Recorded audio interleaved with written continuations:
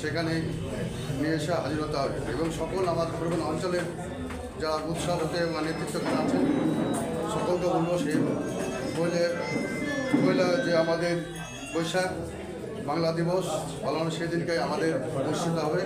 সকলকে আসার জন্য আহ্বান করছি এবং উপস্থিত হওয়ার জন্য আহ্বান করছি যে আমাদের আগামীকালকে যে বাহাদুরপুর হাই স্কুলে 8টার সময় পৌঁছাতে হবে বিএলওর রোজ বিষয়ে এবং আমার উৎসাহ সকলকে আমাদের পরিবহন অঞ্চলের সমস্ত উৎসাহ বিএলওকে নিয়ে 8টার সবাই বাহাদুর হাই স্কুলে পৌঁছাতে হবে।